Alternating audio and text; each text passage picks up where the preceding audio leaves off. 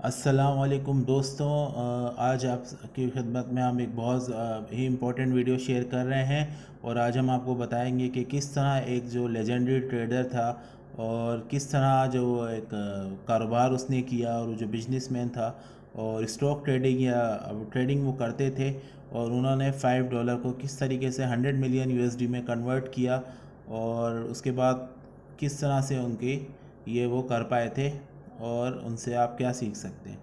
तो जी ये बात हम कर रहे हैं वो है जस्सी लीवरमोर। जस्सी लीवरमोर एक लेजेंडरी ट्रेडर है, अमेरिका के ट्रेडर थे वो जाने माने ट्रेडर थे अपने वक्त के, और अभी भी उनकी किताबें मौजूद हैं और अमेरिका में उन्हें बहुत ही अच्छे नाम से जाना जाता है। और उनसे और बड़े बड़े ट्रेडर जो हैं इंस्पायर्ड हुए कि जो उन्होंने बहुत सक्सेसफुल ट्रेडिंग्स की हैं और स्टॉक ट्रेडर्स बने हैं और काफ़ी पैसा कमाया है। तो जस्सी लीवरमोर जो आपको सबसे बताते चलें कि वो गरीब फैमिली से थे और वो मसाचुसेट्स में जो अमेरिका का एक शहर था छोटा सा, वहाँ वो पैदा हुए थे। और बहुत ही गरीब फैमिली से उनका ताल्लुक़ था। वालिद उनके जो फार्मर थे, फार्मिंग करते थे खेतों में। और उनको जो है स्कूल के अंदर भी उनको फ़ीस देने में बड़ा प्रॉब्लम था।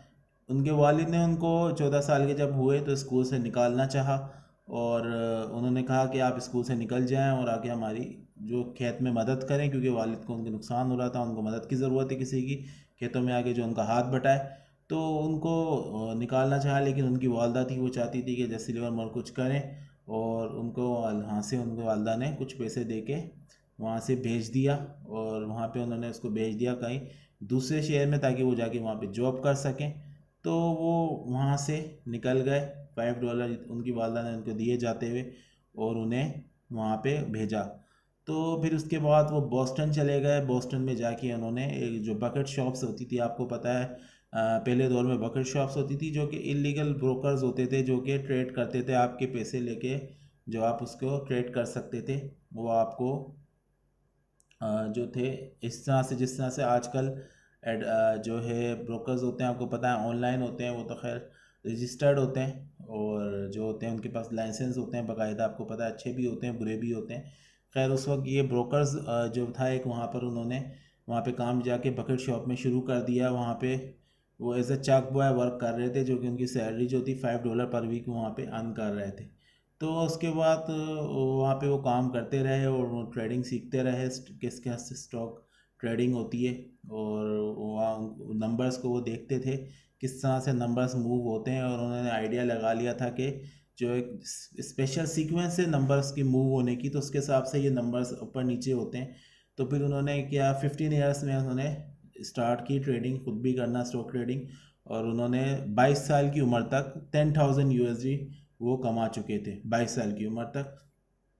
उसके बाद वो 10,000 जो यूएसडी, तो 10,000 यूएसडी जो थे उसको लेकर वो न्यूयॉर्क चले गए। और अपना जो उन्होंने सीखा था नंबर से, और टेक्निकल एनालिसिस उन्होंने जो सीखा था नंबर्स की, जो उन्होंने देखी थी कि किस तरह से ऊपर नीचे होते हैं और किस सीक्वेंस से वो चलते हैं, तो उसको यूज़ करते हुए उन्होंने वॉल स्ट्रीट में ट्रेडिंग शुरू कर दी। और फिर वो 10,000 जो यूएसडी थे वो उन्होंने वहाँ पे लॉस कर दिया। 10,000 का यूएसडी का उन्होंने लॉस कर दिया, क्योंकि वो लॉस इसलिए हुआ कि उनकी जो थी, जो एनालिसिस होता था टेक्निकल एनालिसिस, वो तो सही होता था, लेकिन वहाँ 30 to 40 मिनट्स लेग था। जो प्राइसेस आती थी उसमें एक टाइम लेग होता था, जिसकी वजह से उनका एनालिसिस जो फेल हो रहा था और उन्हें जो है नुकसान हो गया। तो वो सारे के सारे 10,000 यूएसडी उन्होंने लॉस्ट कर दिए थे। उसके बाद फिर क्या हुआ कि उन्होंने हिम्मत नहीं हारी, उन्होंने 500 यूएसडी किसी से उधार लिए, और उसके बाद वो सेंट लॉइस चले गए। और सेंट लॉइस में जाके उन्होंने बकेट शॉप्स में वापस ट्रेड करना शुरू कर दिया, जहां उनको मतलब बेसिक्स में चले गए, जहाँ से उन्होंने सीखा था। बकेट शॉप्स जो कि बताया आपको, ब्रोकर होते हैं एक तरह के, जो ट्रेडिंग प्लेटफॉर्म प्रोवाइड करते थे आम जो सिटीजन है उनको वहाँ उस वक्त के।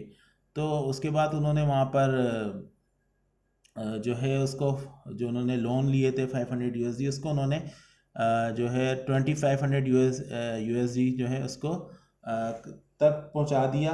और फिर वो वापस 2,500 यूएसडी लेकर न्यूयॉर्क आ गए, और उन्होंने स्टार्ट कर दिया वापस एनवाईएसई न्यूयॉर्क स्टॉक एक्सचेंज में ट्रेड करना। और बकेट शॉप्स में भी वो साथ साथ ट्रेड करते रहे। 1901 तक उनका जो रिटर्न था, वो जो वाल स्ट्रीट में जो ट्रेड कर रहे थे वो 10,000 से लेके होते होते 5 लाख यूएसडी तक पहुंच गया था, यानी 5 लाख यूएसडी तक उनकी अर्निंग पहुंच गई थी। और 1901 की बात है ये, जब कि उन्होंने 10,000 को 5 लाख यूएसडी तक में कन्वर्ट कर दिया था। उसके बाद आता है अप्रैल 1906, और उनका जो प्रॉफिट था वो अब $2.5 लाख तक पहुंच चुका था। $2.5 लाख उस वक्त काफ़ी होते थे, 90s की बात है ना।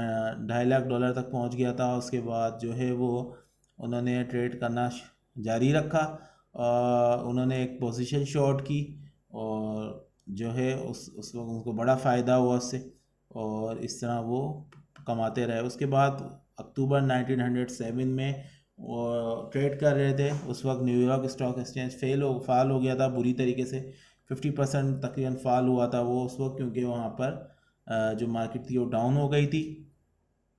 और जो है उससे उनकी जो उस वक्त उन्होंने कुछ सेल करके काफ़ी अर्निंग की, और उनकी जो वर्थ थी वो 10 लाख यूएसडी तक पहुंच गई थी, यानी $10 लाख तक उनकी वर्थ पहुंच गई। उसके बाद जो है ट्रेड करते रहे वो, और आहिस्ता आहिस्ता उनकी जो वर्थ थी वो 5 मिलियन यूएसडी तक पहुंच गई थी।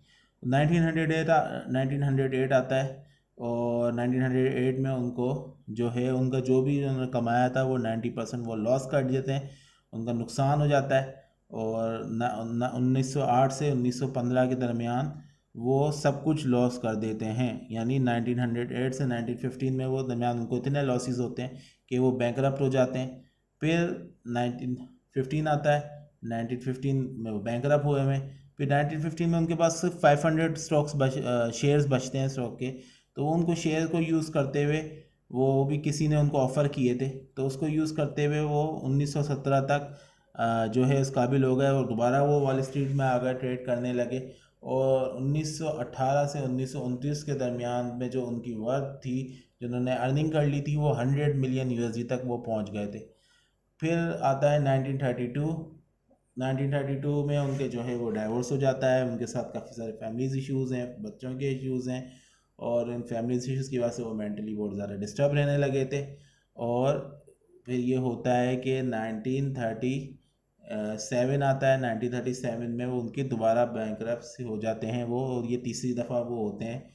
और इस दफ़ा वो अपने जो जो भी उन्होंने अर्निंग की थी 100 मिलियन यूएसडी, वो सब लॉस्ट कर देते हैं, और इस तरह से वो वापस ज़ीरो पे आ जाते हैं। लेकिन ये है कि इस दफ़ा वो वापस, हर दफ़ा आपको पता है हिम्मत नहीं हारते थे, कमा लेते थे पैसे, लेकिन फैमिली की जो आपको पता है मसाइल इतने हो गए थे उन्हें। 1940 में उन्होंने सुसाइड कर ली इन्हीं फैमिली इश्यूज़ की वजह से। और फिर ज़ाहिर सी बात है वो थे ही नहीं, तो वो क्या किस तरीके से वापस अपनी वर्थ को हासिल करते। तो ये जो उनकी स्टोरी थी कि किस तरह उन्होंने 5 यूएसडी से 100 मिलियन यूएसडी तक अर्निंग की, और उसके बाद फिर ज़ाहिर सी बात है फैमिली इश्यूज़ की वजह से वो अपनी जान से चले गए। जिससे हमें यही सबक मिलने को सीखता है कि इंसान की जो ज़िंदगी है उसको कुछ पता नहीं होता, लेकिन उनकी हिम्मत को दाद देना चाहिए, क्योंकि 3 दफ़ा वो बैंकरप्ट हुए, और तीनों दफ़ा उन्होंने काफ़ी अर्निंग की। और सीखने को ये मिलता है कि आप जब भी, अगर आपके पास बहुत सारा पैसा कमाना है आप, तो उसके अंदर कुछ ना कुछ ज़्यादा से ज़्यादा सेव ज़रूर करें, ताकि अगर आप कुछ लॉस कर जाएँ, सारा लॉस कर जाए, अगर आप स्टॉक ट्रेडिंग कर रहे हैं या फॉरेक्स ट्रेडिंग कर रहे हैं, तो आपके पास कुछ पैसे हों कि आप उसको यूज़ करते हुए वापस ट्रेड करके उसको अर्न कर सकें। वो भी ये करते रहे। आपने देखा कि 2-3 दफ़ा वो 2 दफ़ा इससे पहले वो बैंकरप्ट, तो उन्होंने वापस कमा लिया। जब तीसरी दफ़ा हुए, क्योंकि फैमिलीज़ का इश्यूज़ थे, बहुत ज़्यादा मेंटल प्रेशर होता है दिमाग पे, तो उसको बर्दाश्त नहीं कर सके और सुसाइड कर ली। तो ये आपके साथ स्टोरी शेयर की, मोटिवेशन के लिए आपकी, और लर्निंग पर्पस के लिए। अपना ख्याल रखिएगा। अल्लाह हाफिज़।